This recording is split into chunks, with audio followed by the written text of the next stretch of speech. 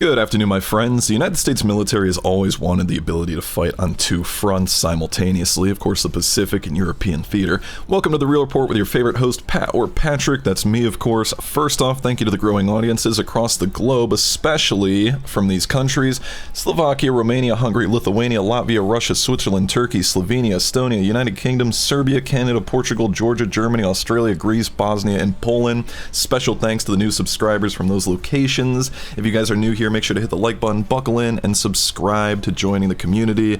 Let's get right into it. We're going to be talking about China and the threat of war growing on the horizon and the United States' preparedness or lack thereof.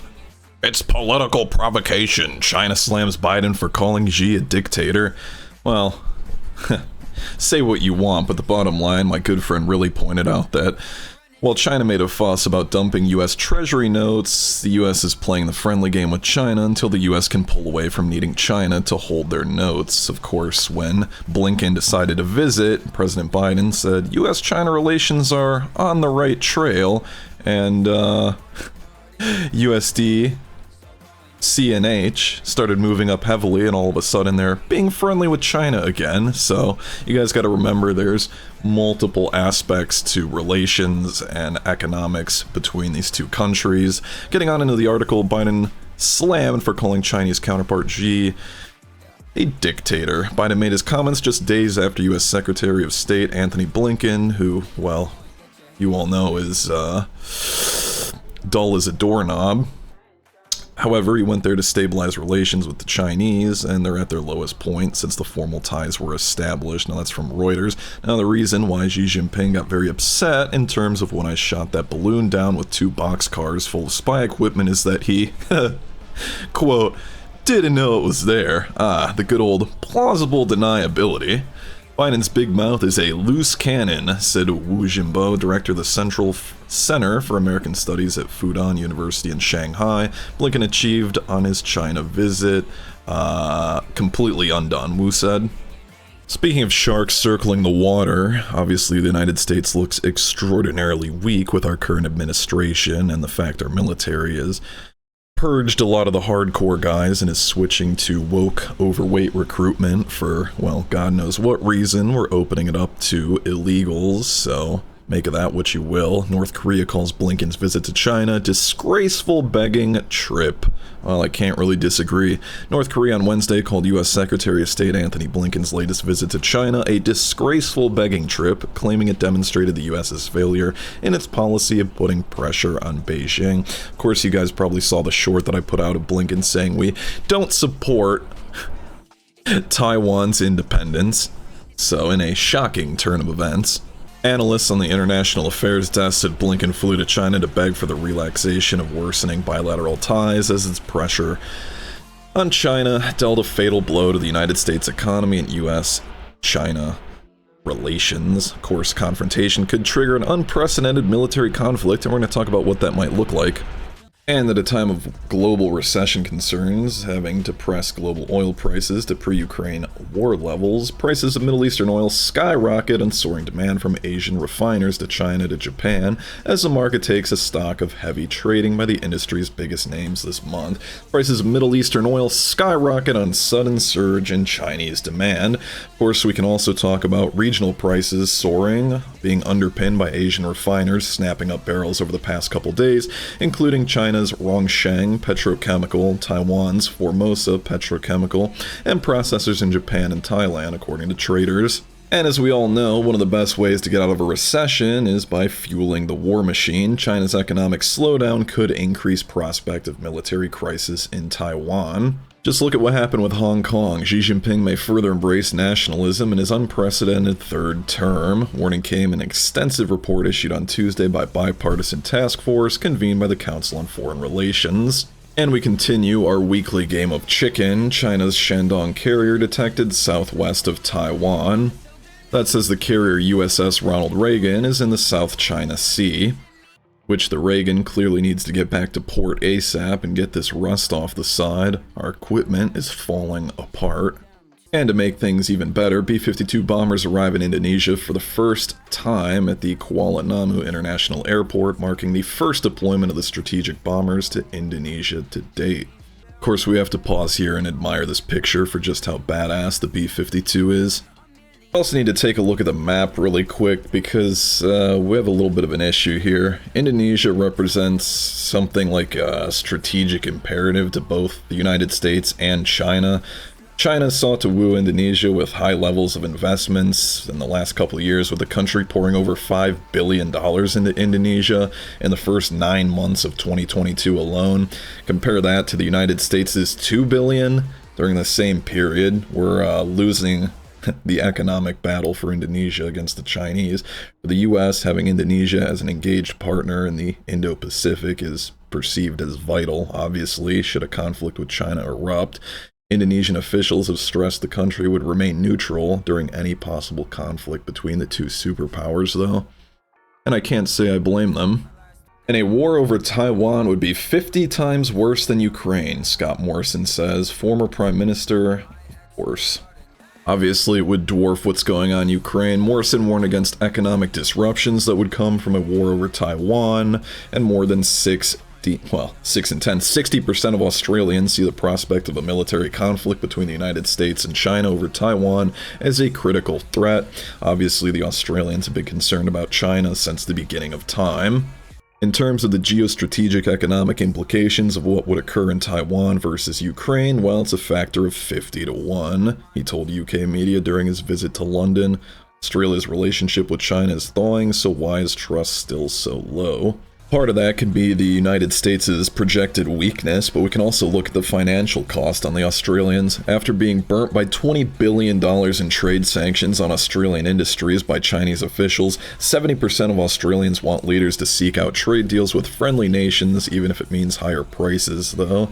So if they can fix ties with China and make them friendly, well, everybody profits. And back to the meat and potatoes article, the U.S. military forces cannot fight on two fronts. Of course, China and Russia spend a significant portion of their economic output on their defense budget with the purpose of challenging American military superiority. This is a concern, particularly when the U.S. needs to surge to a conflict without jeopardizing the posture of U.S. forces in another important region, and it will take time for the military to reach the level of strength required to deter and potentially fight on multiple fronts. And the issue is needing to fight two major adversaries on two different fronts with the military currently on hand. Therein lies the problem. Chinese President Xi's ideological commitments to bring Taiwan into China provide an excellent opportunity for an opportunist nation to attempt a hostile act while the rest of the world is distracted. The U.S. is a global power with interests and responsibilities throughout the world, and it must be capable of protecting Americans abroad, allies, and the freedom to use international sea, air, space, and cyberspace. This is no easy task, and the U.S. military today is not positioned to take it on.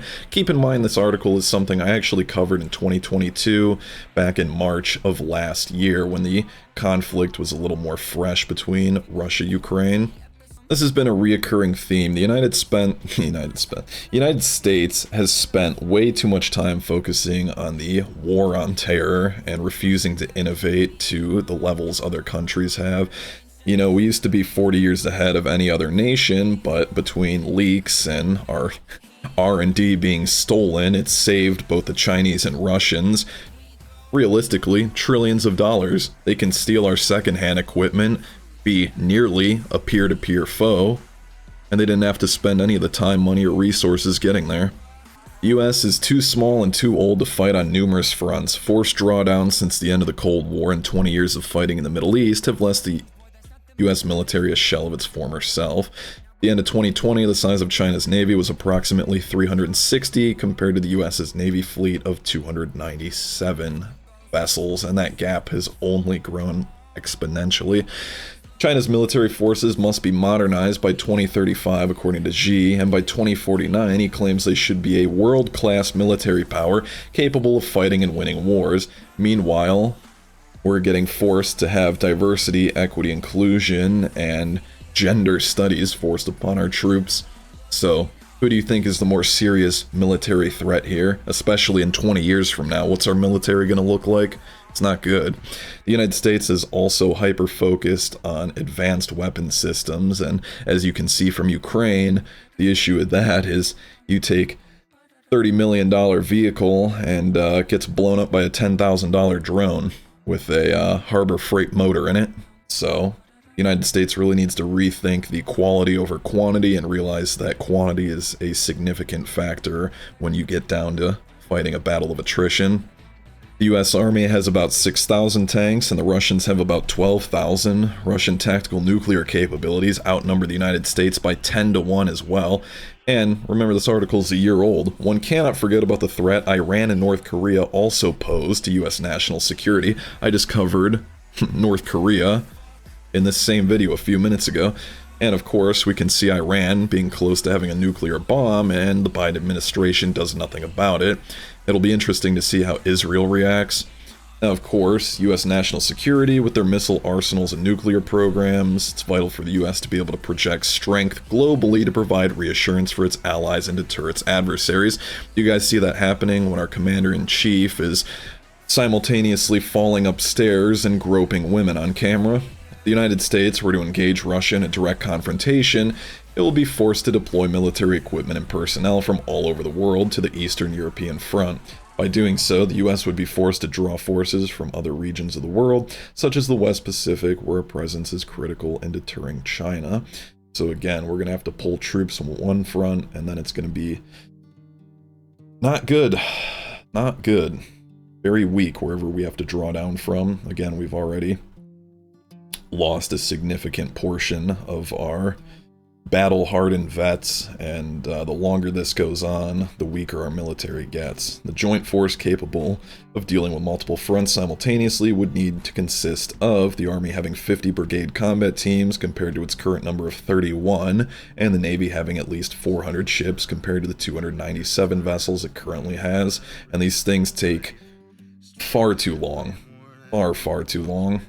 This is not something where you just magically get 29 brigades overnight. The US needs enough capabilities to deter an opportunistic adversary from starting a conflict while the US is engaged, and 2, provide the US with a sufficient number of forces to handle battle losses without requiring America to denude the rest of the world to focus on the conflict. You know, the biggest concern here, this article from a year ago said, the good news is there appears to be a bipartisan acknowledgement of the need to project power on 2 fronts. In the last year, let me know in the comments below, have you guys, do you feel safer? Do you think that's happened? I sure don't. With the proxy war in Ukraine, it showed nothing but weakness in our supply chain and inefficiencies. Our Bradleys and our own National Guard units are breaking down. We're shipping parts to Ukraine. Raytheon said we don't have the chips thanks to the TSCM, the Taiwan chip manufacturer, and that we need to redesign our own missile systems because we don't have the microchips available. And I don't know, I just don't feel very good about the situation. Let me know what you guys think in the comments. If you guys haven't, make sure to leave a like, subscribe for more. Catch you guys in the next one. God bless.